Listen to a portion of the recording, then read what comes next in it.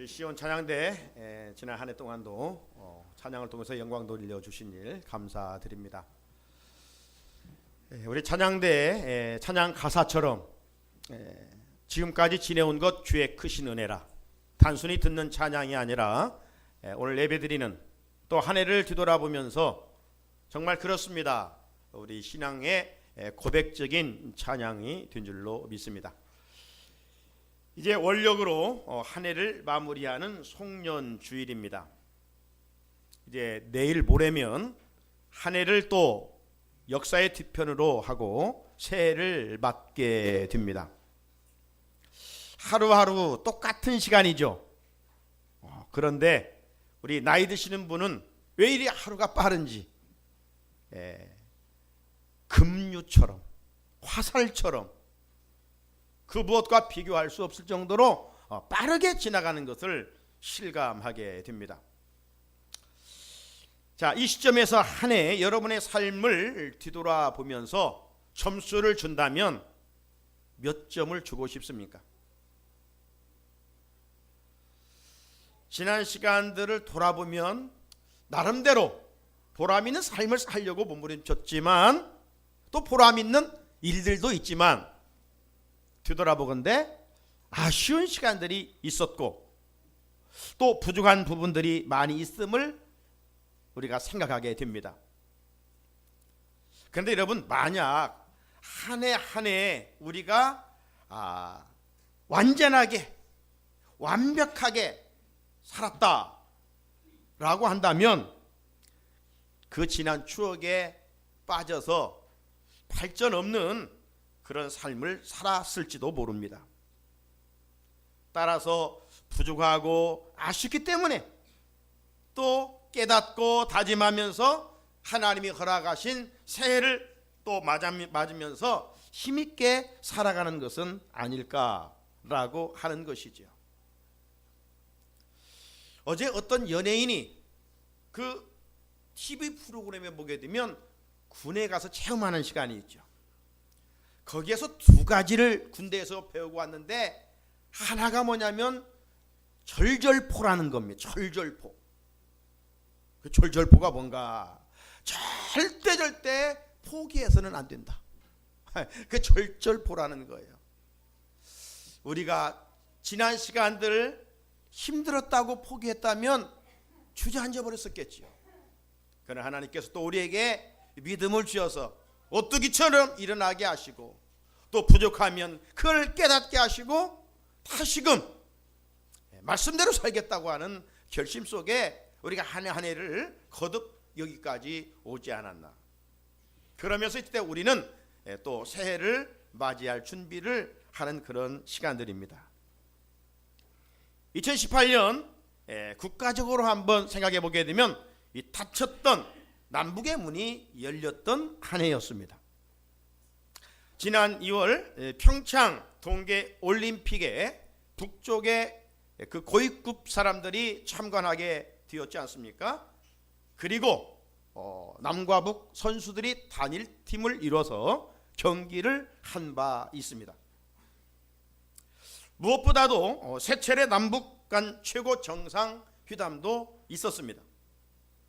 아무튼 다양한 채널로 한반도 평화를 위해서 몸부림쳤던 그런 한 해였던 것은 분명합니다.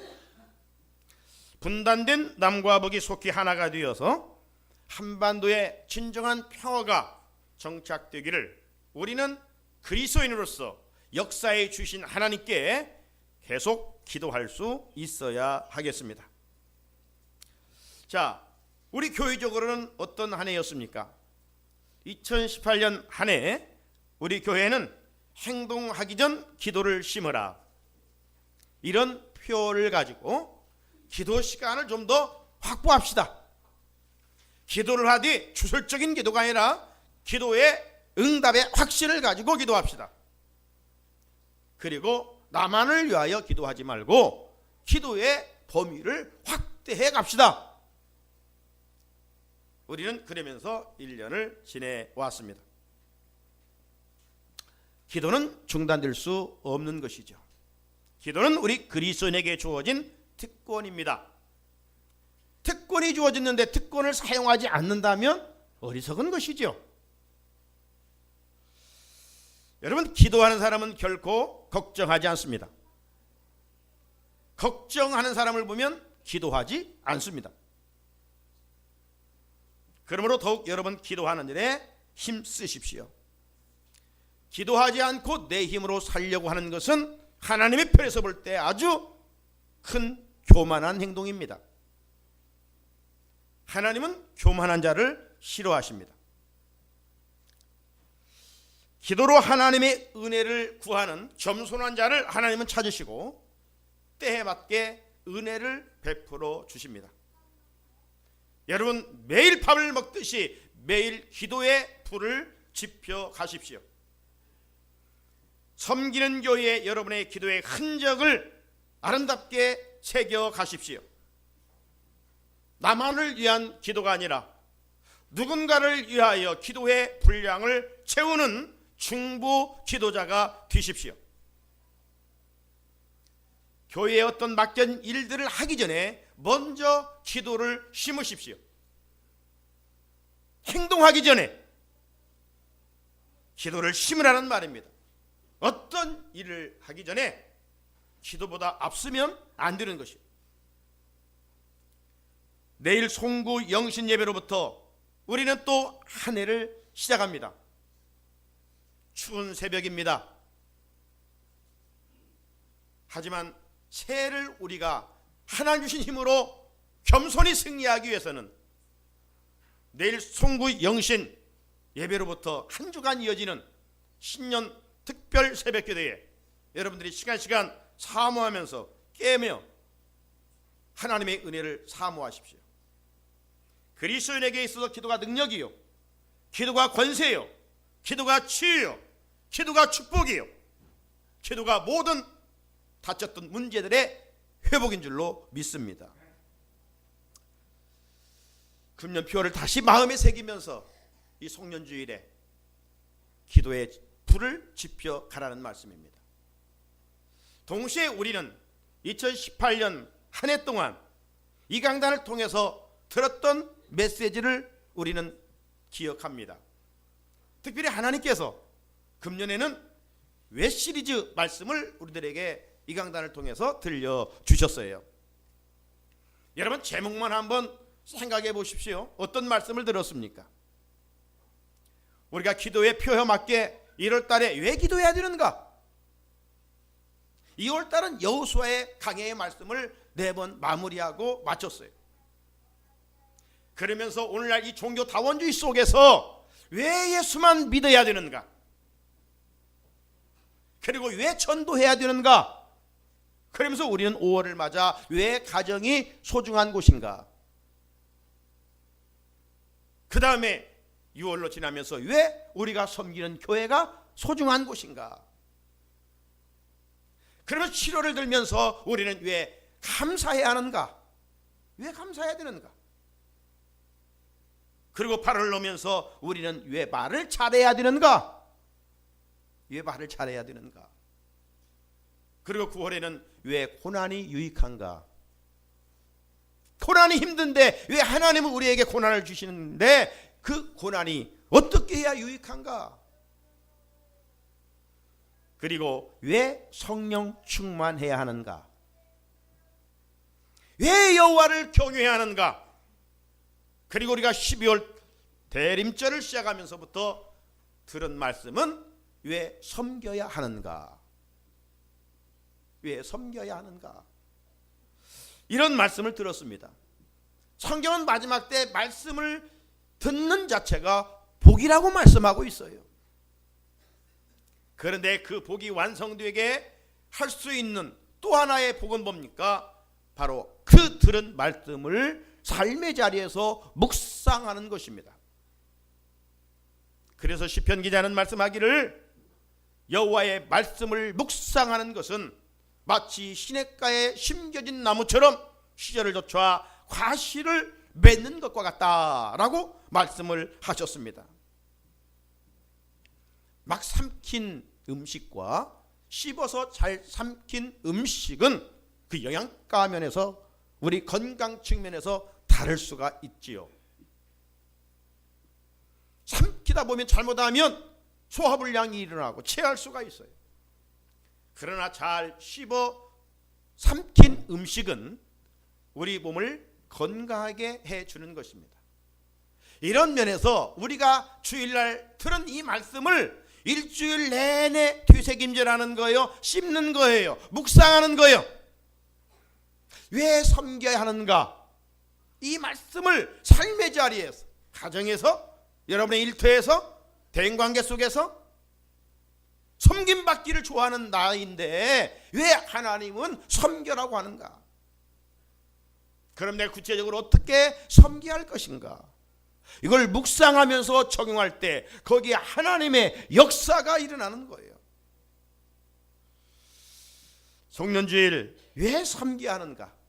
이 물음에 대한 한 번 더 오늘 말씀을 드리면서 한 해를 마무리하고자 합니다. 오늘 말씀의 제목은 섬김은 형통의 통로이기 때문입니다. 섬김이 결과적으로 마이너스가 아니라 하나님이 예비해 놓으신 놀라운 축복이 거기에 있다는 사실을 우리가 기억한다면 섬김이 얼마나 나에게 복인가 알게 되는 것이죠. 사람은요, 두 종류로 나눌 수가 있어요. 지혜로운 사람과 어리석은 사람입니다. 세상에서의 지혜로움과 어리석음에 또 분명한 차이가 있겠지만 우리는 기준은 항상 하나님의 말씀이에요. 말씀은 어떤 사람을 어리석은 사람이라고 어떤 사람을 지혜로운 사람이라고 하는가? 그 하나의 기준이 뭐냐면 하나님을 부정하는 사람, 하나님의 실존을 인정하지 않는 사람은 아무리 많이 배웠어도 하나님이 오실 때 어리석은 사람이에요. 자, 시편 14편 1절입니다. 어리석은 자는 그 마음에 이르기를 하나님이 없다 하는도다. 그들은 부패하고 그 행실이 가증하니 선을 행하는 자가 없도다. 자, 돌이켜보면 누가 지혜로운 사람입니까? 하나님의 실존을 인정하는 사람, 하나님의 살아계심을 믿고 살아가는 사람, 그 사람은 지혜로운 사람이에요. 자, 또 하나 성경의 기준은 뭡니까? 말씀을 듣고 행치 않는 사람은 어리석은 사람이라는 거예요. 산상수훈의 마태복음 7장 26절입니다. 나의 이 말을 듣고 행하지 아니하는 자는 그 집을 모래 위에 지은 어리석은 사람 같으리니. 모래 위에 집을 짓는다면 그는 조롱거리가 되겠죠. 비웃음거리가 되겠죠. 비가 오고 창수가 나면 그 집은 무너짐이 심하겠지요. 어리석은 사람입니다. 그래, 누가 모래 위에 집을 짓는 사람이에요? 하나님의 말씀을 듣고 내 마음대로 사는 사람. 돌이켜 반대로 누가 지혜로운 사람입니까? 하나님의 말씀을 듣고 말씀대로 행하는 사람. 마태복음 7장 24절. 그러므로 누구든지 나의 이 말을 듣고 행하는 자는 그 집을 반석 위에 지은 지혜로운 사람 같으리니. 사람은 반석 위에 집을 짓지 모래에 집을 짓지 않아요. 믿음의 집을 모래에 짓는 사람이 있고 반석 위에 집을 짓는 사람이 있는데 말씀을 들은 것으로 그친다면 그는 어리석은 사람이고 듣고 행하는 자는 지혜로운 사람이라고 말씀합니다. 또 하나의 이 지혜로움과 어리석음의 구분 기준이 있어요. 그건 뭐냐면 물질 관리입니다. 어리석은 사람은요, 물질의 최고의 가치를 두고 살아가요. 황금 만능주의에 빠져 살아가는 것이죠. 그리고 그 물질을 나누지 못하고 오로지 자기만을 위하여 사용하는 사람, 이건 어리석은 사람이에요. 지혜로운 사람은 누굽니까? 하나님이 주신 것을 가지고 선한 청직의 사명을 감당하는 사람. 이 사람이 지혜로운 사람이라고 말씀하고 있어요. 자, 오늘 본문에 보게 되면 한 부부가 등장합니다. 부부가 함께 지혜로웠으면 얼마나 좋았었겠습니까? 그런데 이 남편은 그냥 본능을 따라 움켜쥐기만 하고 받은 은혜도 풍성했건만 그 은혜를 모르고 살아가는 배은망덕한 사람이었어요. 반면 아내는 은혜를 알고 베풀 줄 아는 지혜로운 사람이었습니다. 2018년 한 해를 보내는 송년주일에 지난 한 해 나의 삶을 점검해 봅시다. 뒤돌아봅시다. 어떤 삶을 살아오셨습니까? 본능을 따라 움켜쥐는 삶을 살았습니까? 아니면 나누며 베풀며 선한 일을 위하여 사용하며 살아오셨습니까? 오늘 다시 한번 하나님의 말씀을 듣고 다가오는 새해에는 어리석은 삶이 아니라 지혜로운 삶을 살겠습니다. 하나님 다시 한번 나에게 은혜를 주십시오. 결단할 수 있는 그런 시간이 되어야 하겠습니다. 본문의 무대는요, 마온입니다. 마온이라는 곳에 나발과 아비가일 부부가 살고 있었습니다. 이들은 많은 재산을 소유했습니다. 종들도 많았습니다. 당시 부는 짐승의 때입니다. 그러니까 이 부자의 집의 종들이 주인의 양떼, 소떼들을 몰고 이곳저곳 멀고 가까운 곳을 찾아가 목양을 하고 있었습니다. 그런데 어느 날 나쁜 사람들이 찾아와서 그 양떼를 빼앗아 가려고 하는 위기를 맞게 됩니다. 만약 종들이 주인의 재산을 보호하고 지키지 못하여 빼앗기게 된다면 그 종은 어떻게 되겠습니까? 종은 노예나 마찬가지예요. 물건입니다. 인격이 아니에요. 주인의 재산을 피해를 입히게 되면 해고 정도가 아니죠. 목숨을 잃을 수도 있습니다. 자, 그런데 이 종들은 큰 위기에서 누군가의 도움으로 그 양떼를 지킬 수가 있었습니다. 종들에게 도움을 준 사람은 다른 사람이 아니라 다윗이었어요. 오늘 본문 16절 보면 우리가 양을 지키는 동안에 그들이 우리와 함께 있어 밤낮 우리에게 담이 되었습니다. 담이 되어줬다는 겁니다. 나쁜 사람들이 와서 양떼를 가져가려고 하는데 높은 담이 됐다는 것, 지켜줬다는 것이죠. 보호해줬다는 것이죠. 매우 선대했다. 15절을 보면 그런 말씀들. 그래서 잃은 양이 하나도 없었다라고 이야기합니다. 당시 상황이 어떤 것인지는 구체적으로 기록하고 있지 않지만 분명한 것은 다윗이 수하의 사람들을 통해서 나발의 양을 지켜주고 보호해 주었어요. 자, 그렇다면 당시 다윗은 이 예루살렘에 거주하고 있지 아니하고 왜 마온이라고 하는 것까지 갔을까? 그 이유는 당시 통치자 사울로부터 쫓김을 받고 있었기 때문입니다. 다윗은 오랫동안 사울왕의 핍박을 받아서 숨어 다녀야 한 신세였어요. 사무엘상 23장 25절을 보면 사울과 그의 사람들이 찾으러 온 것을 어떤 사람이 다윗에게 아뢰매 이에 다윗이 바위로 내려가 마혼 황무지에 있더니 사울이 듣고 마혼 황무지로 다윗을 따라 내려가서는 이처럼 사울왕은 계속해서 수하의 사람들을 풀어가지고 다윗을 잡아 죽이려고 했어요. 최고 실세 왕으로부터 개인 다윗이 쫓겨다닐 때 얼마나 힘들었겠습니까? 너무 고통스러운 나날을 보낼 수밖에 없었던 것이죠. 한마디로 다윗도 지금 자기 코가 석자예요. 누군가가 도와줘야 살 수 있는 그런 형편입니다. 그런데 쫓기는 가운데서도 다윗은 불량배들이 나발의 양떼를 빼앗아 가려고 할 때 목숨 걸고 지켜주었어요.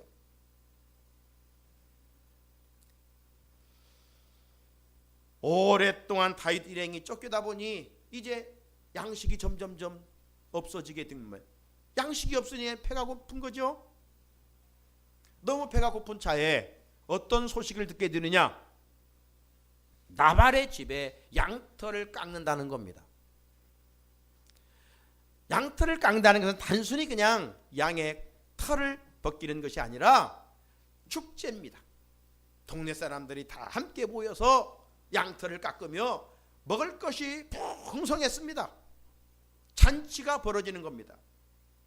그러니 배가 고팠던 차에 다윗이 그 정보를 듣고 수하에 있는 10명의 소년을 나발에게 보냅니다. 지금 나발은 많은 은혜를 다윗으로부터 입었던 사람이에요. 그런데 오늘 10명에게 행한 이 나발의 소행은 어떻게 나타나는가? 오늘 본문전 10절로 올라가 보면 나발이 다윗의 사환들에게 대답하여 이르되 다윗은 누구며 이새의 아들은 누구냐? 요즘에 각기 주인에게서 억지로 떠나는 종이 많도다. 너희들 지금 주인 피해서 억지로 여기까지 와서 핑계대고 있지? 요즘 나쁜 종들이 있다고 하던데, 그러면서 조롱하면서 멸시하고 문전박대를 하는 겁니다. 사환들이 돌아와서 그 사실을 다윗에게 보고합니다. 인간적으로 다윗이 마음이 고통스러웠어요. 이런 나쁜 놈이 있나? 내가 그의 재산을 지켜주었거든. 어떻게 축제 먹을 양식이 풍성한 때에 나에게 그렇게 대할 수 있단 말이냐? 그래서 화가 난 다윗이 칼을 차고 400명을 데리고 나발을 죽이러 올라가고 있어요. 사랑하는 성산의 성도 여러분, 다윗은 도망다니는 가운데서도 어려운 자를 도와주었습니다. 그리고 섬겼습니다. 그런데 나발은 은혜를 입고도 배은망덕한 반응을 보였습니다. 저와 여러분은 2018년 한 해 하나님의 은혜를 입고 살아왔습니다. 그런데 역시 우리도 하나님의 은혜를 알고도 나발처럼 행동할 때가 얼마나 많은지 모른다 이 말이죠. 남을 돕는 것은 내 형편이 좋아야 하는 것이지, 이런 핑계를 대면서 말입니다. 그런데 하나님께서 오늘 다윗의 삶을 통해서 말씀해 주시고 있는 겁니다. 우리의 삶이 힘들고 어려울수록 타인을 돕고 타인을 섬기는 것은 더 큰 은혜를 입는 것이다. 도망다니는 가운데서도 종들을 돕고 섬겼던 다윗이 어떻게 됐습니까? 훗날 하나님께서 그 다윗을 이스라엘의 왕으로 높이 세워주신 줄로 믿습니다. 이게 섬김의 축복이에요.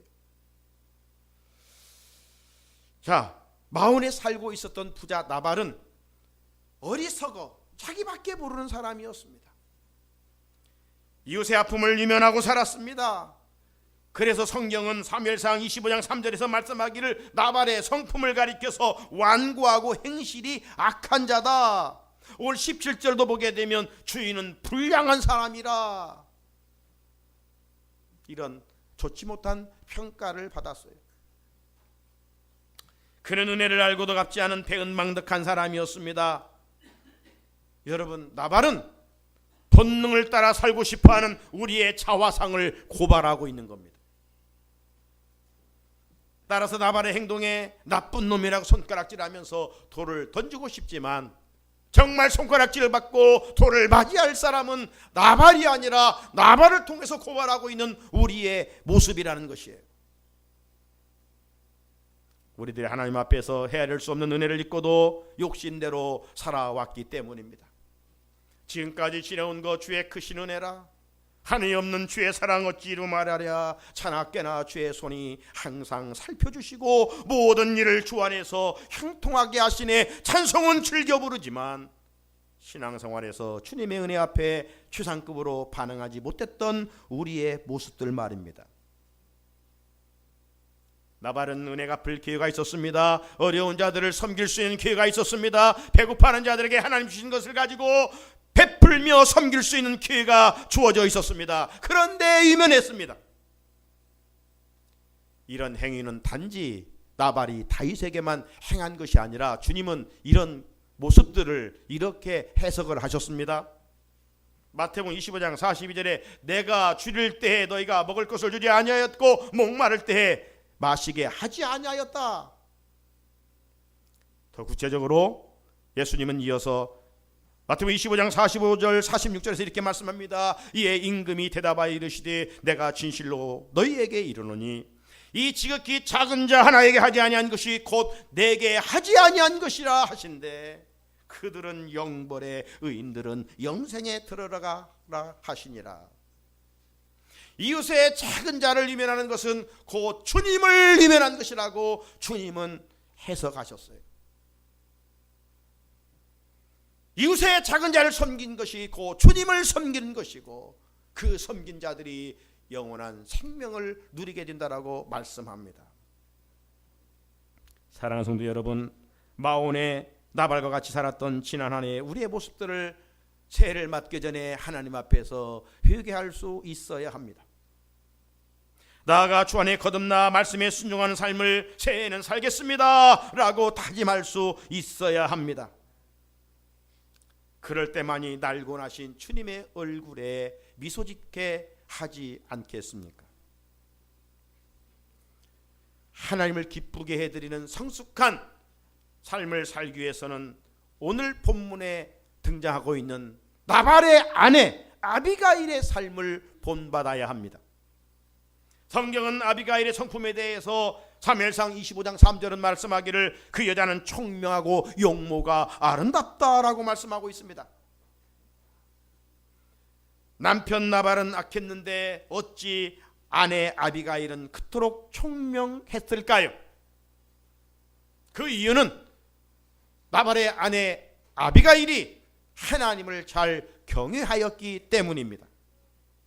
그런 이모만이 아니라 마음씨가 아름다웠어요. 좋은 성품에서 우러나오는 행동이 빛을 발하고 있습니다. 흔히 부부는 담닥에서 부창부수라고 말합니다. 그런데 아비가일은 남편과 같지 않았다는 겁니다. 아비가일이 종들로부터 자기 남편이 다윗의 그 종들에게 행했던 일들을 보고합니다. 다윗의 종들이 와서 배고파 먹을 것이 없어 구했는데 문전박대했다, 조롱했다, 쫓아냈다. 자, 종들로부터 아내 아비가일이 그 이야기를 듭니다. 남편 행동에 대해서 얘기를 듣습니다. 그랬을 때 아비가일이 얼마든지 그래? 우리 집 남편이 그렇게 했는데 뭐 나라고 별 수 있겠어? 이렇게 만약 스쳐 지나갔다면 어떻게 되었겠습니까? 그러나 아비가일은 하나님을 잘 경유하는 사람이었기 때문에 신앙 양심상 그렇게 할 수가 없었습니다. 그래서 종들로부터 남편이 그렇게 악한 일을 했다는 소식을 듣고 그는 부랴부랴 준비를 합니다. 뭘 준비합니까? 오늘 읽은 16절에 보게 되면 떡 200덩이를 준비하고 포도주를 준비하고 양 5마리를 잘 잡아서 요리를 하고 볶은 곡식을 준비하고 건포도 무화과 뭉치 200개를 가져다가 이제 나귀에게 씻습니다. 여러분, 나발 남편 때문에 지금 집안이 망하게 될 큰 위기에 처해 있었습니다. 그런데 믿음의 사람 아비가일로 인해서 가정에 큰 위기를 모면하게 됐던 것이죠. 우리 가정의 가족들 모두 영적으로 잠들어 있으면 안 된다는 겁니다. 영적 파수꾼이 있어 가족들을 품고 기도하는 한 사람이 있어야 된다는 거예요. 우리 가정에 한 사람이라도 주님의 선한 뜻을 이루기를 사모하는 이가 있어야 할 것을 말씀하고 있는 것입니다. 그 한 사람으로 인해 가정에 은혜가 임하기 때문입니다. 초대교회 아나니아 삽비라 부부는 영적으로 깨어있지 못해서 성령을 속이다가 한날에 함께 죽는 비참한 일이 있지 않았습니까? 아비가일은 많은 것을 준비하여 다윗을 찾아갑니다. 여인은 다윗을 보자마자 엎드려 용서를 빌면서 부르짖습니다. 오늘 본문 25장 28절로 가보게 되면 주여 여종의 허물을 용서하여 주옵소서. 여호와께서 반드시 내 주를 위하여 든든한 집을 세우시리니 이는 내 주께서 여호와의 싸움을 싸우심이요 내 주의 일생에 주에게서 악한 일을 찾을 수 없음이니이다. 아비가일은 남편의 잘못을 자신의 죄로 돌리면서 장차 하나님께서 다윗의 집을 견고하게 하실 것이라고 축복을 선포하고 있습니다. 얼마나 아름다운 여인입니까?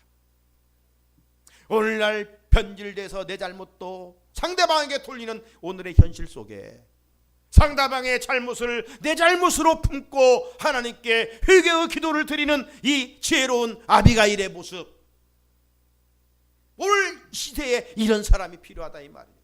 그런 사람이 우리 가정에 있을 때 그 사람이 가정을 살리고, 그 사람이 우리 교회에 있을 때 그 사람이 교회를 살리게 되는 거예요. 하지만 잘못을 인정하지 않고 전가하면서 누구 때문이라고 한다면 풍비박산이죠. 아비가일은 받은 은혜를 주어진 것으로 섬겼습니다. 하나님이 맡겨주신 것으로 어려운 사람을 베풀었습니다. 하나님의 은혜를 잊고 사는 우리들도 아비가일의 삶을 본받아 새해에는 더욱더 실천할 수 있어야 합니다. 어리석은 나발 어떻게 됐습니까? 욕심 품고 산 나발 어떻게 됐습니까? 어려운 이웃을 이면한 나발 어떻게 됐습니까? 은혜를 알고도 갚지 못한 나발 어떻게 됐습니까? 그 가지고 있는 소유물로 인해서 행복하고 잘 먹고 해피엔딩으로 끝났다고 합니까? 아니에요. 오늘 현대인들이 착각 중에 뭡니까? 내가 누리고 있으면 행복하는 줄 알아요. 아니라 이 말이에요. 오늘 본문 뒤 38절에 가보게 되면 그의 삶이 어떻게 맞춰진지를 말씀합니다. 한 열흘 후에 여호와께서 나발을 치심에 그가 죽으니라. 그는 아마 예수님의 비유에 어리석은 부자처럼 내가 가지고 있는 소유가 나를 행복하게 해주겠지, 나를 100년 200년 이런 물질이 나를 책임져 주겠지. 그러나 그는 열흘 후에 하나님이 치시니 죽고 말았어요. 그 혼자만 움켜졌던 것이 누구의 것이 되겠습니까? 그런 인생이 하나님 앞에서 어떤 평가를 받겠습니까? 약한 남편이었지만 남편은 죽었어요. 남편이 죽으니까 아비가일은 과부가 되고 말았습니다. 구약시대 때 과부는 가난한 자의 대명사입니다. 아무리 많은 걸 가졌지만 남편이 없기에 손가락질 받을 수밖에 없는 그런 시대적 상황이었습니다. 아무 소망 없이 살아야 할 아비가일이었습니다. 하지만 하나님은 아비가일의 섬김을 기억하셨습니다. 그리고 마침내 다윗의 아내가 되는 은혜를 입게 해 주셨습니다. 아비가일은 그 욕심 많은 악한 행실에 평범한 가정의 아내로 살다가 끝나버릴 수밖에 없었던 존재였지만 그는 한 나라를 통치하는 왕의 왕비가 되었던 것입니다. 무엇이 아비가일을 그토록 복된 인생으로 만들었습니까? 그건 다른 게 아니라 섬김이었습니다. 섬김의 손길이었습니다. 이런 면에서 섬김은 내 인생을 잘 되게 하는 형통의 비결이라는 거예요. 새해에는 다 잘 되기를 원합니다. 그래서 희망찬 새해인지도 모르겠습니다. 그러나 새해를 맞는다고 다 잘 되는 것은 아닙니다. 잘 되는 말씀의 핵심 기준을 우리가 바로 붙들고 살아야 되는 거예요. 그건 뭐예요? 어렵다 핑계대지 말고 섬기는 거예요. 아비가일은 섬겼어요. 그러니 하나님이 높여주셨어요. 다윗도 섬겼어요. 다윗도 하나님이 높여주셨어요. 다가오는 새해 하나님과 이웃을 더 잘 섬겨 하나님 주시는 은혜와 복을 누려가는 우리 성산의 가족들이 되시기를 주님의 이름으로 축복합니다. 우리 같이 우리 옆 사람과